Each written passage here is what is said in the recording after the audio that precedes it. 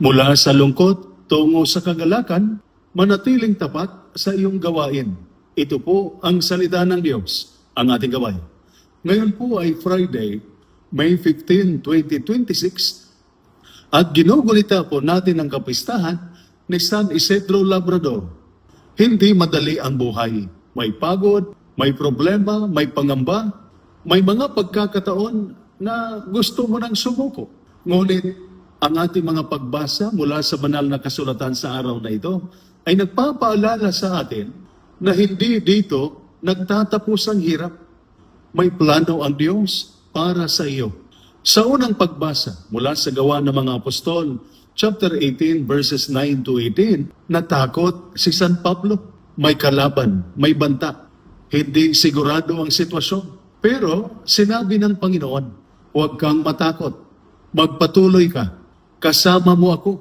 Kaya ito'y nagpapaalala sa atin na kahit ang matatag na tao ay natatakot din.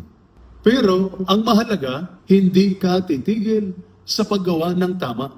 Sa buhay sundalo o mga nasa serbisyo, tuloy ang duty kahit pagod. Tuloy ang misyon kahit delikado. Tuloy ang serbisyo kahit walang nakakakita. At yan ang tunay na katapatan. Isang halimbawa, ang buhay ni San Isidro Labrador. Siya ay isang simpleng magsasaka. Hindi mayaman, hindi sikat. Simple lang ang buhay. Pero bakit siya banal?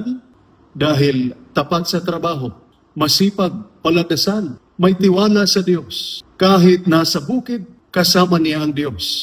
Kaya ang kabanalan ay nasa simpleng pagiging tapat araw-araw. Parang sundalo. Routine man ang trabaho, paulit-ulit man, walang recognition. Pero kung ginawa mo ng tama at may pananampalataya, mahalaga iyon sa Diyos. Sa ating Ebanghelyo, mula sa Ebanghelyo ni San Juan, chapter 16, verses 20 to 23, sabi ni Jesus, malulungkot kayo, pero ang lungkot ninyo ay magiging kagalakan. Totoo ito sa buhay. May hirap, may sakripisyo, may sakit. Pero may pangako ang Diyos. Hindi permanente ang hirap. Hindi sayang ang sakripisyo. Parang isang ina. Masakit ang panganganak, pero may kagalakan pagkatapos. Kaya ito'y paalala sa atin na kayang baguhin ng Diyos. Ang hirap mo maging biyaya. Kaya ang ating mga pagbasa ay nagpapaalala sa atin ng tatlong mahalagang bagay. Una, huwag matakot. Kasama mo ang Diyos. Sa operasyon, sa duty, sa problema, hindi ka nag-iisa. Pangalawa, maging tapat sa araw-araw na gawain. Tulad ni San Isidro, simple pero tapat. Tahimik pero may malasakit. Ang simpleng trabaho na ginagawa ng tama ay malaking bagay sa Diyos. Pangatlo, magtiwala na may kagalakan sa dulo.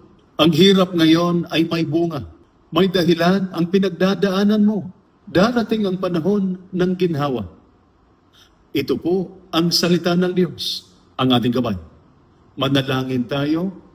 Panginoong Diyos, sa gitna ng aming takot, paalalahanan mo kami, kasama ka namin. Sa aming pagod, bigyan mo kami ng lakas na magpatuloy. Tulad ni San Isidro, turuan mo kami maging tapat sa aming gawain araw-araw. Gawin mong kagalakan ang aming lungkot at pag-asa ang aming paghihirap. Sa pamamagitan ni Kristo na aming Panginoon. Amen. At sumainyo at sa inyong pamilya ang pagpapala ng makapangyarihang Diyos, Ama, Anak at Espiritu Santo. Amen. Santa Maria, Ina ng Diyos, ipanalangin mo kami. San Jose, ipanalangin mo kami. San Isidro Labrador, ipanalangin mo kami. San Miguel Arcangel, ingatan mo kami. Amen.